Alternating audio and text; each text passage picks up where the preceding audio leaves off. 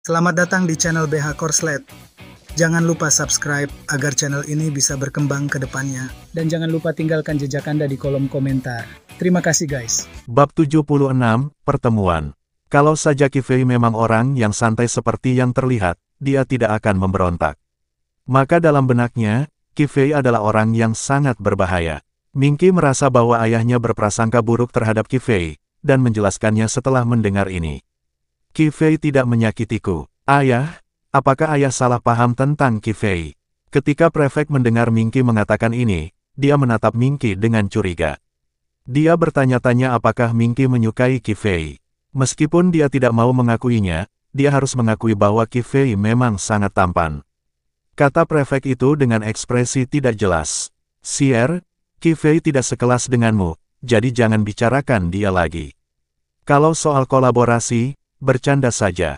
Qifei akan dibunuh ketika dia tiba di ibu kota, jadi tidak ada gunanya dia bekerja sama. Setelah menerima perbekalan dari kota Xianyang, Qifei memimpin semua orang dari pegunungan dan hutan menuju ibu kota. Karena ibu kota masih agak jauh dari Kabupaten Taohua, dibutuhkan waktu setidaknya sebulan untuk berjalan kaki ke sana. Jadi, agar dapat tiba di ibu kota secepat mungkin sebelum kaisar mengetahuinya, Qifei melakukan perjalanan siang dan malam dan memastikan semua orang dapat mengikutinya. Di sini, kaisar dan pasukan elitnya telah tiba di kota. Setelah tiba di daerah Taohua, kaisar menemukan bahwa daerah Taohua sangat terbelakang sehingga tembok kota sebenarnya terbuat dari tanah. Dibandingkan dengan modalnya, perbedaannya sangat besar. Kaisar tidak menyangka bahwa orang hebat seperti Qifei dapat muncul dari tempat yang terbelakang. Bahan peledak itu begitu kuat sehingga selama dia memilikinya, dia dapat menyatukan negara, demikianlah yang dikatakan kaisar langsung kepada prajuritnya. Buka saja gerbang kota ini untukku. Begitu kaisar tiba di Kabupaten Taohua, ia mendapati bahwa gerbang kota Kabupaten Taohua masih tertutup. Ini sudah cukup untuk membuktikan bahwa hakim daerah Taohua kini telah menjadi orangnya Qifei. Kaisar mencibir dalam hatinya, berpikir bahwa hakim daerah ini sudah terlalu tua dan pandangannya kabur, tetapi dia malah menoleh kepada seorang anak muda seperti Qifei. Jika begitu banyak dari mereka yang mendobrak pintu, gerbang kota Kabupaten Taohua pasti tidak akan mampu menahannya. Tepat saat mereka hendak mendobrak pintu, sekelompok tentara tiba-tiba muncul di tembok kota, masing-masing dari mereka memegang seberkas bahan peledak di tangan mereka. Sebelum anak buah kaisar mencapai gerbang kota, salah satu dari mereka menyalakan bahan peledak dan melemparkannya ke bawah. Menabrak, terjadi ledakan keras seketika, tetapi karena anak buah kaisar masih agak jauh dari pusat bahan peledak, mereka hanya terkena dampaknya dan tidak mati. Tetapi satu gerakan ini cukup untuk mengejutkan mereka semua dan juga menghentikan mereka dari mendobrak gerbang kota. Itulah pertama kalinya sang kaisar melihat bahan peledak itu secara langsung. Sekalipun dia sudah siap secara mental, jantungnya tetap berdetak lebih kencang saat melihat betapa dahsyatnya bahan peledak itu. Senjata ini sangat kuat, dia harus mendapatkannya. Ketika sang kaisar menatap para prajurit di tembok kota, ia terkejut karena pakaian yang mereka kenakan tampak agak familiar. Benar saja, tepat saat ia ragu, sosok yang dikenalnya tiba-tiba muncul di tembok kota. Itu adalah mantan Perdana Menteri Wang. Keluarga Wang dulunya adalah Perdana Menteri di istana, tetapi kaisar baru mengangkat menteri baru. Sejak kaisar saat ini menjabat, ia telah menekan keluarga Wang mereka. Siapa yang membuat keluarga Wang mendukung pangeran kedua sebelumnya? Pangeran kedua adalah orang yang bersaing dengannya untuk memperebutkan tahta, jadi wajar saja dia tidak akan mempercayai keluarga Wang. Tidak peduli seberapa kuatnya keluarga Wang, mereka tidak akan pernah bisa melawan kaisar. Karena itu, mereka yang tertindas hanya bisa meninggalkan ibu kota dalam keadaan malu. Ketika melihat Perdana Menteri yang dikenalnya, sang kaisar menyipitkan matanya dan berbicara kepada Tuan Wang dengan nada buruk. Jadi itu kamu, aku tidak menyangka bahwa setelah meninggalkan ibu kota, kamu benar-benar datang ke tempat kumuh bernama Kabupaten Taohua. Apakah kamu ingin melawanku sekarang? Sekarang kaisar tidak bisa menahan diri untuk berpikir dalam hatinya bahwa itu adalah hal yang baik bahwa dia tidak mempercayai keluarga Wang dan membiarkannya terus menjadi Perdana Menteri. Dia juga merasa sedikit menyesal. Mengapa dia tidak membunuh Perdana Menteri Wang secara langsung, dan membiarkan keluarga Wang terus menentangnya sampai sekarang. Tuan Wang dipenuhi dengan emosi campur aduk saat bertemu kembali dengan Kaisar. Keluarga Wang telah menjadi menteri di istana sepanjang hidup mereka. Tetapi saya tidak menyangka bahwa ketika saya tua, saya masih harus tinggal di tempat kecil seperti Kabupaten Taohua. Awalnya dia hanya ingin hidup dan bekerja dengan tenang, tetapi sekarang Kaisar benar-benar telah tiba di Kabupaten Taohua dan telah menemuinya. Maka tentu saja dia tidak dapat mundur lagi. Demikianlah Tuan Wang berkata kepada Kaisar dengan tenang. Yang mulia, silakan kembali.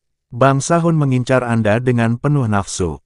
Jika mereka tahu Anda telah meninggalkan ibu kota, mereka pasti akan melancarkan serangan. Demi keselamatan dinasti Longteng, Yang Mulia sebaiknya tidak tinggal di Kabupaten Taohua terlalu lama. Lagi pula, dia adalah Perdana Menteri dinasti Longteng sebelumnya, jadi dia masih memikirkan dinasti Longteng sampai sekarang. Alasan mengapa dia tidak optimis terhadap Pangeran Ketiga untuk menjadi kaisar adalah karena Pangeran Ketiga adalah orang yang terobsesi dengan keuntungan dan tidak cocok menjadi kaisar. Meskipun Pangeran Kedua tidak cerdas, dia adalah orang yang sangat mendengarkan nasihat, terutama kata-katanya. Tuan Wang yakin bahwa selama Pangeran Kedua menjadi kaisar, ia akan mampu membangun dinasti Longteng menjadi dinasti yang makmur dengan kemampuannya sendiri. Tetapi Pangeran Ketiga berbeda. Ketika dia menjadi kaisar, dia ingin memiliki kendali penuh. Begitu ia menjadi kaisar, ia tidak sabar untuk mengusir keluarga Wang dari ibu kota. Ini semakin membuktikan bahwa Pangeran Ketiga adalah orang yang benar-benar ingin merdeka. Akan tetapi, dinasti Longteng tidak menjadi lebih baik di tangannya. Sebaliknya, keinginannya yang egois menyebabkan orang-orang di bawahnya menderita. Mengapa hakim daerah memilih untuk bergabung dengan Qi Fei dengan mudahnya? Tentu saja, itu juga karena era dinasti Longteng sangat mengecewakannya. Ibu kotanya didekorasi dengan sangat indah, tetapi Kabupaten Taohua telah berada dalam situasi yang terlupakan selama bertahun-tahun. Ada banyak tempat seperti Kabupaten Taohua di seluruh dinasti Longteng. Kaisar hanya peduli dengan kemakmuran yang ada di hadapannya dan hal-hal yang tertindas dari kalangan bawah, dan tidak peduli dengan kehidupan kaum bawah, sehingga hal inilah yang membuat Tuan Wang kecewa padanya. Ketika Kaisar mendengar bahwa Tuan Wang bukan lagi Perdana Menteri, dia masih berpura-pura membujuknya, seolah-olah dia sangat peduli dengan dinasti Longteng. Dia mencibir dalam hatinya, jika Tuan Wang benar-benar peduli terhadap dinasti Longteng, dia seharusnya menyerahkan bahan peledak kepadanya dengan jujur dan berhenti memberontak. Tapi apa yang mereka lakukan sekarang? Mereka benar-benar berani menggunakan bahan peledak terhadap rakyatnya sendiri. Hal ini membuat Kaisar semakin bertekad untuk membunuh Guru Wang. Setelah Kaisar mengedipkan mata kepada pengawal rahasia di sampingnya, ia melanjutkan berbicara kepada Tuan Wang, menggunakan taktik menunda. Jika Anda menyerahkan bahan peledak itu kepada saya sekarang, bangsa Hun tidak akan menjadi ancaman lagi, bukan? Perdana Menteri Wang, jika Anda menyerahkan bahan peledak itu kepada saya akan menghargai jasa Anda dan mengembalikan jabatan resmi Anda. Bab 77, Tuan Wang telah meninggal. Setelah mendengar ini, Tuan Wang menggelengkan kepalanya ringan. Bagaimana mungkin dia, orang sepintar dia, tidak tahu bahwa ini hanyalah taktik menunda-nunda dari Sang Kaisar. Mengingat cara-cara kejam Sang Kaisar, sekalipun Anda tidak menganggap diri Anda sendiri dan memberikan bahan peledak kepada Sang Kaisar, dia pasti tidak akan asal menggunakan bahan peledak untuk menghadapi bangsa Hun ini. Dia juga akan menggunakannya terhadap rekan senegaranya sendiri. Siapa saja yang tidak mendengarkannya akan diledakkan sampai mati olehnya dengan bahan peledak. Saat itu, banyak sekali nyawa akan melayang dan banyak orang tak bersalah akan mati, jadi Tuan Wang tidak akan pernah memberinya bahan peledak. Terlebih lagi, bahkan jika Tuan Wang memberikan bahan peledak itu kepada Kaisar, dia tidak akan pernah memaafkan Tuan Wang. Sekarang ini hanyalah trik Kaisar untuk mengelabui Tuan Wang agar menyerahkan bahan peledak. Ketika Kaisar melihat ekspresi Tuan Wang, dia tahu bahwa Tuan Wang tidak mempercayai apa yang dikatakannya. Tuan Wang adalah orang yang sangat cerdas. Kalau saja dia tidak menentangnya sebelumnya, Sang Kaisar mungkin akan mengampuni nyawanya. Tetapi sekarang Tuan Wang jelas-jelas menentangnya di daerah Taohua, jadi Kaisar pasti tidak akan mengampuni nyawa Tuan Wang. Tuan Wang memerintahkan prajuritnya untuk menyiapkan bahan peledak dan melemparkannya jika pasukan Kaisar terus memaksa menerobos. Meskipun tembok kota Kabupaten Taohua sangat bobrok, dengan bahan peledak ini, bahkan anak buah Kaisar pun tidak akan dapat menyerang. Inilah kekuatan penekan bahan peledak yang mutlak. Sang kaisar sedikit bingung pada saat ini. Mengapa dia hanya menemui keluarga Wang dan tidak menemui Qi Fei? Dia tidak lupa bahwa Qi Fei lah yang mengembangkan bahan peledak, belum lagi saudaranya, pangeran kedua, juga dibunuh oleh Qi Fei. Pada saat ini, Qi Fei tidak berada di Kabupaten Taohua. Mungkinkah dia bersembunyi karena takut? Itu seharusnya tidak terjadi. Jika Qi Fei benar-benar takut, dia tidak akan meledakkan pangeran kedua sampai mati. Tepat saat Tuan Wang hendak mengatakan sesuatu, tiba-tiba sebuah anak panah yang tajam melesat ke arahnya dari kegelapan dan mengenai tepat di jantungnya. Tuan Wang tidak menyangka kaisar akan begitu kejam. Dia hendak menembaknya sampai mati tanpa mengatakan sepatah kata pun. Dia menatap kaisar muda itu dengan kaget, dan akhirnya menutup matanya dengan enggan. Kaisar hanya memberi kedipan mata kepada pengawal rahasianya, meminta mereka untuk menyerang Tuan Wang secara diam-diam. Karena Tuan Wang telah memilih untuk mengkhianatinya dan sekarang melawannya, Kaisar pasti tidak akan membiarkan Tuan Wang hidup. Mengenai formula bahan peledaknya, tidak masalah. Begitu dia merebut Kabupaten Taohua, asalkan dia mendapatkan bahan peledak dan membiarkan anak buahnya mengembangkannya, cepat atau lambat mereka akan dapat menemukan formulanya. Karena semua ini terjadi begitu cepat, tidak seorang pun menyangka Kaisar akan bertindak begitu cepat. Terutama karena Tuan Wang adalah pejabat tinggi di ibu kota, kematiannya yang mendadak sungguh tidak dapat dipercaya bagi semua orang. Wang Heng melihat ayahnya di bawah tembok kota. Dia baru saja berbicara dengan Kaisar, tetapi dia jatuh ke tanah dan meninggal sedetik kemudian. Dia berteriak kesakitan, "Ayah!" Kesedihan dan kemarahan di hatinya tak terlukiskan kata-kata. Dia kehilangan ibunya saat dia masih muda dan tumbuh bersama ayahnya. Dia dan ayahnya telah melalui banyak hal di sepanjang jalan. Tetapi sekarang ayahnya meninggal di depannya, bagaimana dia bisa menerima hal ini? Tuan Wang juga khawatir Wang Heng akan dibunuh oleh Kaisar begitu dia menunjukkan kepalanya. Demi masa depan keluarga Wang mereka, dia tidak membiarkan Wang Heng naik ke tembok kota. Dia hanya pergi berunding dengan Kaisar sendiri, dan dia tidak ingin melawan Kaisar, jadi bahan peledak itu hanyalah peringatan bagi mereka. Setelah itu, bahan peledak tidak lagi digunakan, tetapi Kaisar tidak menyukainya. Kaisar masih dengan kejam memilih untuk membunuhnya. Hakim daerah sangat takut dan dia sudah tua sehingga dia tidak berada di tembok kota saat itu.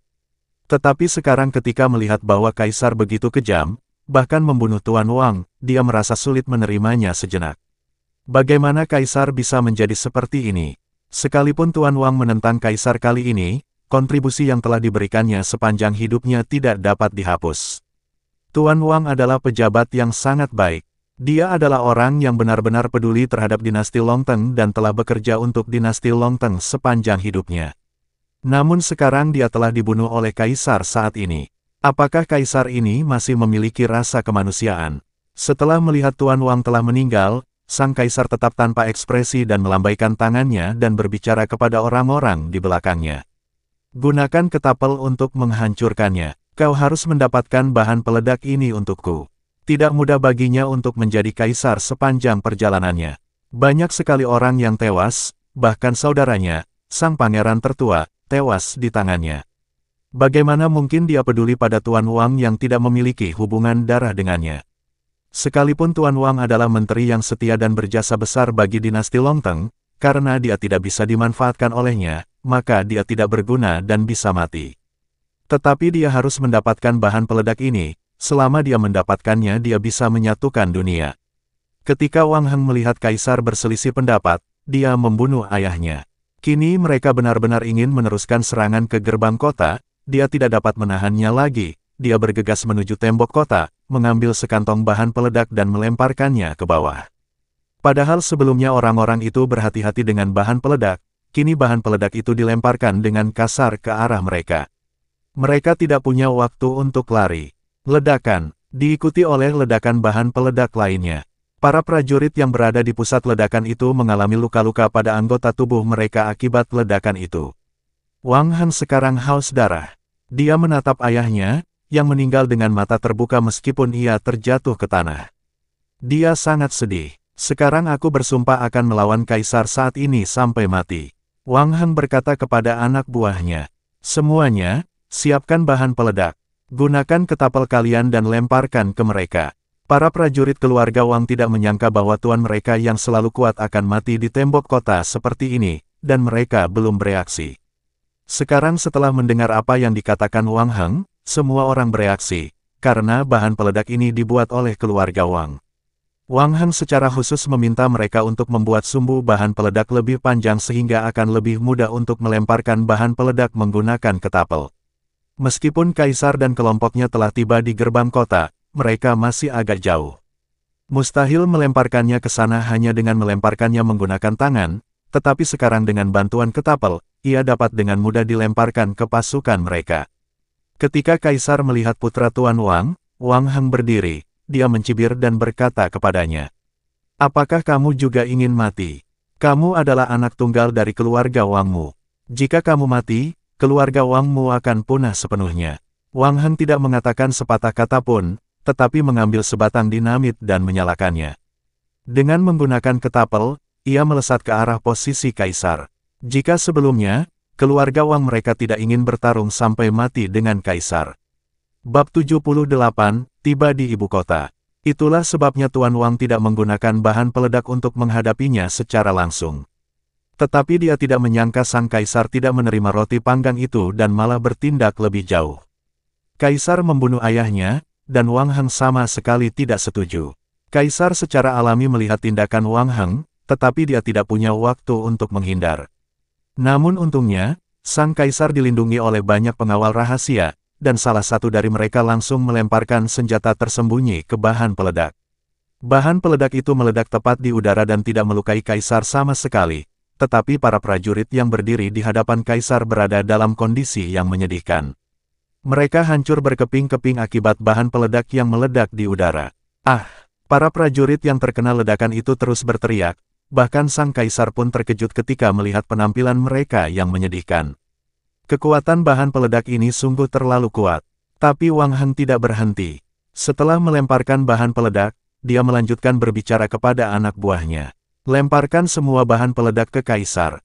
Karena dia sudah lama menjadi pejabat tinggi di keluarga Wang, dia pasti sangat berkuasa, dan semua orang di bawahnya adalah prajurit setia yang dilatih oleh keluarga Wang mereka." Setelah mendengar perintah Wang Heng, mereka melemparkan bahan peledak ke arah Kaisar. Dengan ledakan yang terjadi terus-menerus, bahkan para pengawal rahasia di sekitar Kaisar pun tidak mampu mengimbanginya. Setelah penjaga rahasia meledakkan beberapa bahan peledak di udara, mereka secara tidak sengaja melukai prajurit yang dibawa oleh Kaisar.